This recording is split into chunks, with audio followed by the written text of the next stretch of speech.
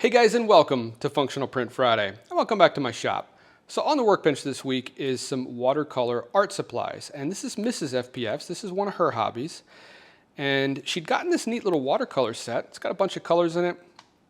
It's got room for a brush, and there are two nesting trays. Overall, it's a pretty neat design. So, what's the problem? So the problem becomes apparent pretty quick with this as soon as you start to actually use it. And that's because these trays, while it's sort of convenient that, one's part of the case here and, there's another one that pops out, anything you put in this bottom one ends up on the underside of this one, and anything you leave in there that's not completely dry is just going to spill out into, this overall little portable thing. And yeah, I guess you could make the argument that, you could clean these out every time, and it wouldn't be too bad to clean this one out since it does come out.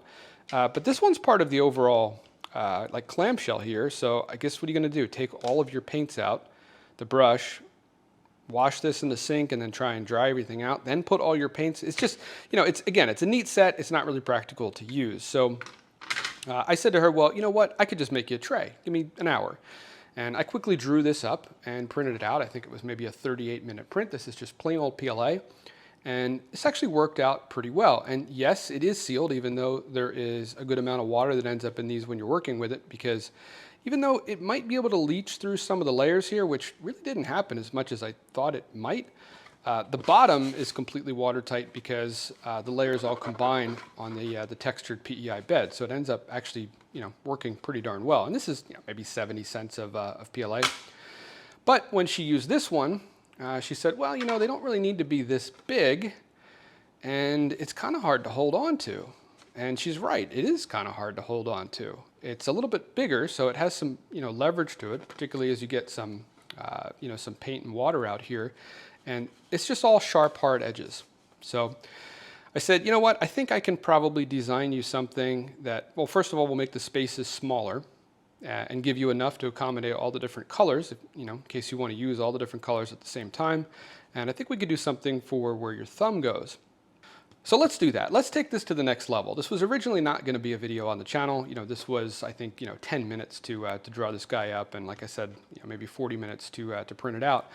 But now that I'm thinking about it, why not make this? Why not take this as far as we can? Why not make the best tray for at least this watercolor set for her to use? So, all right, I'm going to go back to the drawing board. I'm going to make some of these smaller. I'm going to put something in to make it easier for her to hang on to this. And I've got another idea that I want to mess with as well. It's not a feature she requested, but each one of these paints, you squeeze them out, and I have an idea for how we can potentially make that more consistent and a little bit less messy. So, all right, let me go do some drawing and I will bring you guys back. All right, and here is the updated design with all the features that I talked about. So first thing I did was take 6 of the spaces and cut them in half so that she still has 12 individual spaces for each of the paint colors in that set. It also leaves 6 larger ones here for color mixing. These two lose a little bit of space to the sort of thumb rest, I guess we could call it, that I added onto here. The idea being that your thumb is just going to rest in this sort of half round shape, and your fingers are still going to go underneath onto the bottom of the palette. I sized this for my thumb. I've got pretty big hands. If your thumb's a little bit bigger, it's probably still going to be just fine. And if your thumb is smaller, obviously it's just going to have a footprint on less of this this half round shape. So I'm going to go ahead and get this printed out. I did add this feature here for dispensing the paint as well. I took one of the caps off of the paint containers and I measured it and added a rail here so that it should fit down into here, allow squeezing the paint essentially into this rounded off oval shape down here. And then the idea being that you slide it across and it sort of slices the paint off so that you have a nice clean bottom and can screw the top back on. Not sure how that's going to work out. May end up being just a complete waste of space, but I couldn't resist. I wanted to give it a try. The over-engineering function of my brain got the better of me and I went for it. So let's get this printed out and we'll see how it works. All right, and our version 2 print is complete. And you can see off camera, I did go ahead and test dispensing the paint with Mrs. FPF, and honestly, it didn't go so great. Even though I measured the end of this and I had sort of a step or sort of a rail along the side of the deeper oval with the intent that with the cap off, you'd then squeeze them out and then slide over into this area, and it would almost sort of cut the paint off, you know, at the where it comes out of the tube, and then you know, have a nice clean end and just screw it back on.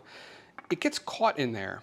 And furthermore, since I came up with that idea and didn't really consult with her first, which was definitely a mistake, you know, her question was, well, how do I get the paint out of there? And I'm thinking that she's going to put the brush in there and then dab the paint down here, but that's just not really how you use these watercolor paints. You would generally have sort of a glob of paint, and then, you know, sort of a puddle of water here, and then sort of just pull the paint into it. So that's my fault for not really paying attention to how she actually uses these watercolors, and for not asking her. I was kind of trying to surprise her with this feature. So we're going to need to revise that, but I think I have an idea for how we can make that better. We're also going to need to revise the thumb sort of holder here. From a comfort perspective, this works really well. Admittedly, it looks a little silly on there. At least it does to me, but it's really comfortable to hold. The problem is you don't really want your arm. This is not a comfortable position because you have to turn your wrist. It's a little hard to see here where the camera is, but you want to have your arm and your wrist like this. That's the comfortable position, but now this is not square to you. It's at an angle and it's harder to use. You really want this square to you, but it's uncomfortable. Like, it's even just holding it like this, even just for a few seconds, it's just not really a comfortable position for your wrist. So I think if we just take this and turn it maybe somewhere between 30 and 45 degrees, I think that'll resolve that, and I've got an idea for this as well. So let me go make those revisions. I'll bring you guys back and see what we come up with. All right, and here are those design changes. So first thing I did was rotate the thumb rest around 45 degrees. That seemed like too much, so I tried 35 degrees, and I just sort of held my arm and wrist up to the screen, and that seemed like it was going to be the right angle. It's really tough to gauge that. I think we're just going to have to print it out and see if that's comfortable to hold it. Also changed the design of our sort of, I guess, paint dispensing feature here pretty significantly. So I made the cutout for her to be able to drag the paint down into you know, this area of the palette well. And I also adjusted both the width of the rails here on the side a little bit, and then ramped this up so that hopefully, even if it does slip down into, you know, sort of between these rails, having that ramp up there still sort of enables it to clean that tip off before we reach this half round section up here. So I'm gonna go ahead and print this out, and let's see how we did. All right, version 3 is completed, and I did give it to Mrs. FPF to do some testing, and she is very happy with the design changes overall. This is far more comfortable to hold it this way, and she's able to now pull the paint down from sort of this little ramp section up at the top. But she did say that there's really not any benefit in having sort of that half round shape where you come up to with the tube, that it would be a lot easier to just sort of clean it off if that ramp came up and the rail sort of you know, faded into the sides, and we just had like a flat section at the top. So I think we'll go ahead and make that revision. And she also mentioned that it might be beneficial to have a cover for this, which surprised me because I was thinking that this would just be disposable. I mean, even with our revised version here with the sort of thumb holder, this is still less than $1 worth of material, and you know, even if you got, you know, just 1 or 2 uses out of this, I figured we just toss it out. You know, these are quick to print. But apparently, even when this watercolor paint dries out, you can just reanimate it by, you know, splashing a little bit more water in here and sort of mixing it around. So I think I want to design a cover for this, and I want to make that change up here. But in the process of watching her use this, I noticed something else that I think we can fix for her. So she had this watercolor book, and she tore a page out of this and proceeded to tape it down to something to do her watercolor. And that was really foreign to me because I thought the whole idea of having a book like this is so that you could just, you know, paint right in the book. But she pointed out, in fact, there's a bunch of pages torn out of here because when you paint on this watercolor, you have a lot of liquid down on the page while you're working. And what happens is when you get to the edge, because you do want to paint all the way to the edge, it would just drip down on all the other sheets. And, you know, then you can imagine it comes down, and, you know, even if one side is just lifted just a tiny little bit, it then wicks underneath the sheet. So it's not a huge deal that it's on necessarily the underside of the page that you're working on, but now it's, of course, on the top of the next page as well. So I really quick whipped her up something so that she could paint right in the book. Let me grab it. So I just really quick printed this, which she's already tested it and it worked great. And you can probably already imagine how this works. So this is very, very thin. This is, I did it at 0.4 millimeter thickness, just so we did get 2 solid layers. It is waterproof because, again, we have that layer on the bottom that comes down onto the textured PEI sheet. And I don't know if the camera can really pick that up, but you can see that is just a completely, homogeneous first layer. There's no lines there for anything to sneak through. And the way this works is you lift up your sheet and you set this down, and you can see it is sized just larger than the pad. So it covers all those sheets, and then you just flip your sheet back down on that. And because it's so thin, it doesn't really, sort of lift the sheet up here. And now she can paint right on this, and anything that runs down the side just comes down this. And I mean, it's not like you've got like a river of water coming off of the edge. It's just as you get to the edge with the brush, you do have a little bit there, and you can see it just drips down off of this now. And she did actually use this. In fact, the sheet that I just set it under, this would have been the one. So it was sitting on top like this, and there was a sheet on top of this. And you can see while there's paint on this, there is nothing on the sheet at all. So I think I'm actually going to make her one of these for this pad as well, this smaller pad. But I thought that was a neat side project. I'll list I'll put the STL for this as well. So if this is your first time on the channel, all the STLs for everything we design on this channel, I give away completely for free. They're on my site, fpfdesigns.com. And today's project is no different. There'll be our final STL when we land on our final design for this, and I'll put one up for this as well. And if I draw one for this guy before the end of the video, I'll have that one in there as well. If not, and you're watching this in the future, after the original published date, I'll go back, and when I do the one for this, I'll add that to the STL zip download for everything else. So all right, let's get those revisions done. I want to think about how we can incorporate a cover. I'm probably going to get carried away. I'm already thinking about potentially using magnets to hold the cover in place.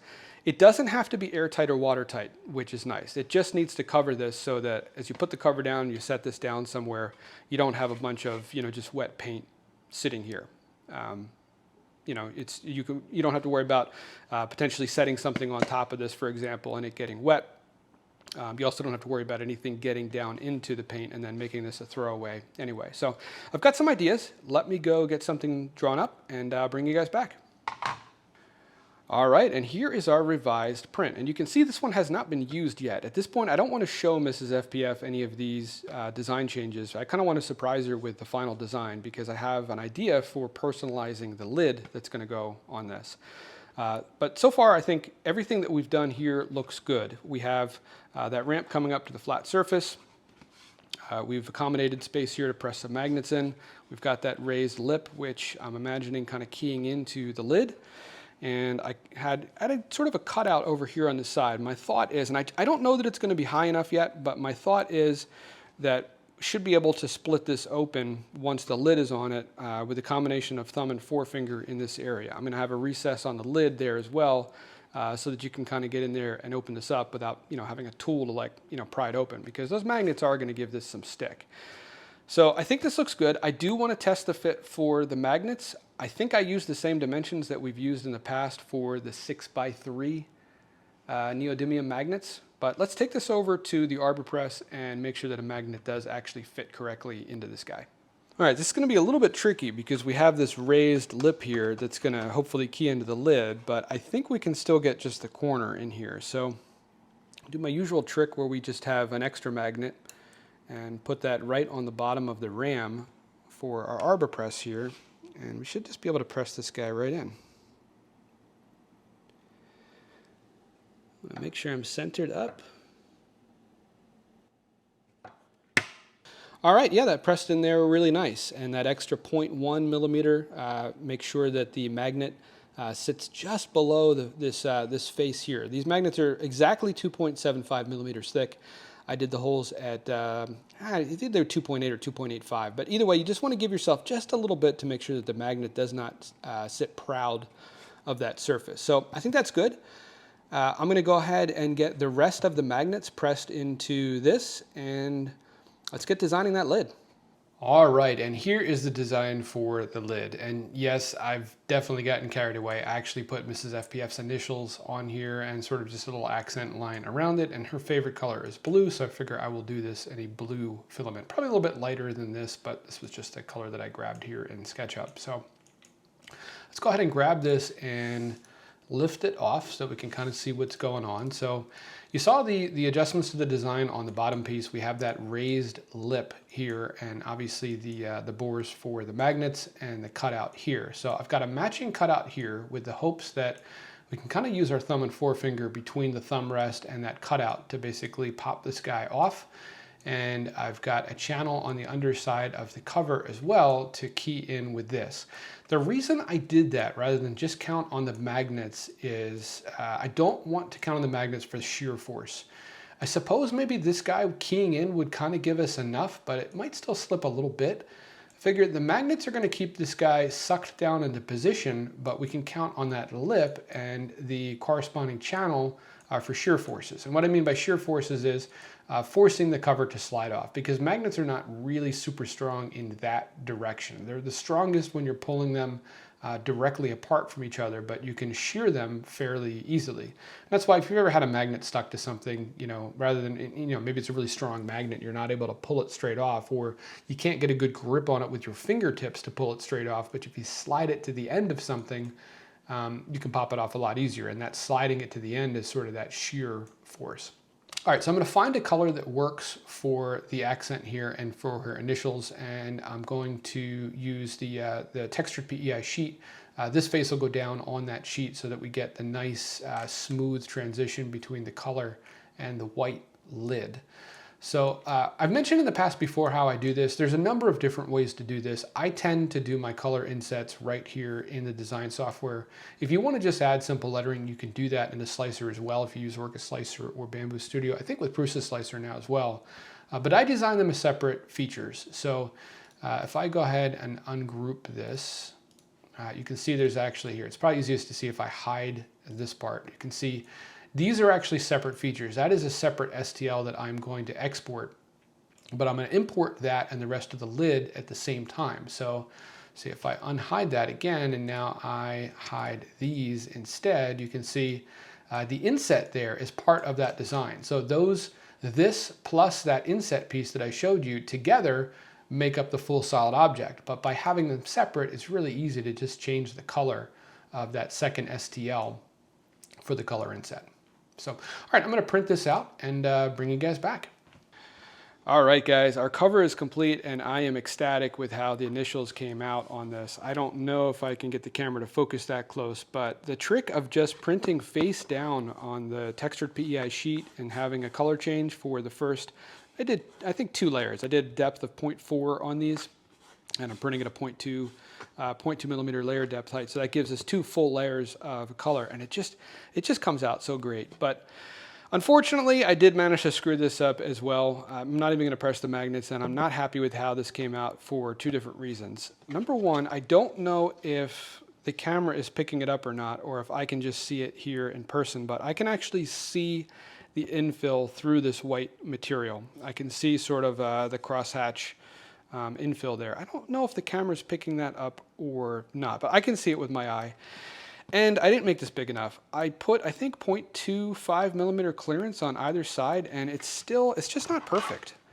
When I set it down on here, it just doesn't want to go. I mean, I can force it in place. I can walk my fingers around and sort of click it in place, but then it, now it popped out over here. It's just, that's not going to work. The magnets are not going to hold that down in place, and I want this guy to fit on here really nice.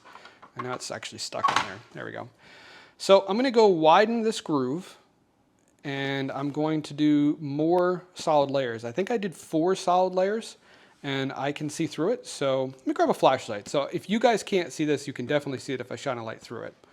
There we go. In case that was not already showing up on camera, it's not quite that bad in person, but I can see that crosshatch through the top surface. So I'm going to go from, again, I think this is 4 solid layers. I'm going to take it to 6 or 7 and see if we can clean that up.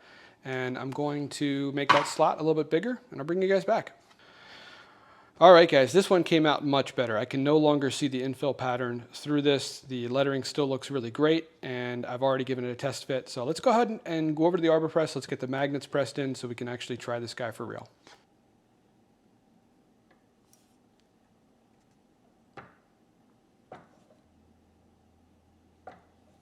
When you're pressing these in, you really want to make sure you always have one extra one on there, particularly if you want it to go completely flush or to set just below the surface. So I'm going to set another one on there, even though we don't need another magnet, just to press that guy in. You're essentially using that other magnet as basically like a press tool to get that in place. All right, all those magnets pressed in really nice. Let's actually give this a try now. Let me reach around the tripod so that this is not so awkward and you guys can see what I'm doing. Oh wow, yeah, that snaps together really, really nice, and there is plenty of room in there to get your, if you rest your thumb here, to sort of put your forefinger there and just pop that up. And sort of, I was worried that it would be sort of a pain to line this up, but that actually kind of makes it nice to sort of key in there, sort of key it on that side and then just drop it down and it just clicks in place. All right, guys, I am really excited with how this came out, and I can't wait to go show Mrs. FPF. I haven't shown her any design iterations since, since this one, because I wanted to surprise her with the lid with the initials on it, and just with sort of the magnetic catches. I just, as I tend to do, I've probably over-engineered it for what this thing is at this point, but that's great. It makes me really happy to be able to do this for her. All right, so last week I announced a giveaway on the channel to celebrate 15,000 subscribers. And again, thank you guys so much for your likes and subscribes on the channel. So let's go check to see how that's doing. It's going to be open until next Thursday, and we'll pick a winner, or we'll pick 3 winners actually in next Friday's video. But let's go see what entries we have and show you guys how to vote for the winner as well. All right, guys, I am over here at the Functional Print Friday subreddit, and there is a bunch of awesome designs already posted over here. So thank you to you guys already so much for sharing your work. I was a little bit worried after posting last week's video that you guys would be shy and not want to post your designs, but completely the opposite. There is so many awesome designs that have been entered for the giveaway. So thank you guys again already. And if you missed last week's video, all the details for how to enter the giveaway and how I'm going to choose the winners are in that video. But in short, I'm giving away 3 cool items. One of them is going to go to just someone that commented on last week's video, and I'll pick the comment that I like the most. The other 2 prizes are going to go to the 2 top upvoted designs posted here in the Functional Print Friday subreddit. Obviously my designs are excluded, so you can ignore anything that I've posted in here. But if you come over to the subreddit and you sort it by top and this month, that's basically how I'm going to look at this next Thursday when I look for the 2 top designs. And right now it looks like the level mount with 8 upvotes is in the lead, and in second place is the cups for pegboard screwdriver holders. So a lot could change. Again, I'm not going to pick I'm not going to look at this to determine who the 2 winners are until next Thursday, the Thursday preceding next week's video. So you've still got time to enter, and everybody still has time to come vote. So if you haven't voted for your favorite design yet, come over to the Functional Print Friday subreddit. I will link this in the description of this week's video, and you can also find the link in last week's video. Come up here and just throw an upvote on whatever your favorite design is. If you want to upvote more than one, yeah, that's fine, you can do that. I mean, at the end of the day, it's going to be the designs that have the most upvotes. Also, if you have not been over to the fpfdesigns.com website, go check that out. I will link to that in the description as well. This is where the STLs for all the designs that we feature here on the channel are listed and that you can download from. So each video has its own subpage. You can easily scroll through and just kind of see all the different designs that we have done on the channel. And as you click into each one, there'll be a link to that specific video, a link to download the STLs for that week's video, and any of the parts and tools that were used in the making of that video as well. And at the top of that site, you can also get to all the different social networking profile pages for Functional Print Friday. Guys, as always, thanks for hanging out with me for this week's design and video. And thank you so much for all of the entries that you guys have already posted in the subreddit. I'm really excited to see where we're at next week when it's time to go ahead and pick the 2 top designs. If this is by chance your first time on the channel, we do a new functional print every single week. I always give away all the STLs for free. And it's all functional stuff, no multicolored garbage just for the sake of, printing new junk. So if that sounds interesting to you, go check out some of the other videos on the channel. And if you like what you see, consider subscribing. And guys, if you got anything out of today's video at all, if you enjoyed the design process or you learned anything new, or you just enjoyed spending time here on the channel, do me a favor, take a second, hit that like button. It really helps out the channel, costs you nothing but half a second of your time. And if you have any questions, put them in the comments down below. And guys, if you do subscribe, I'll see you next Friday.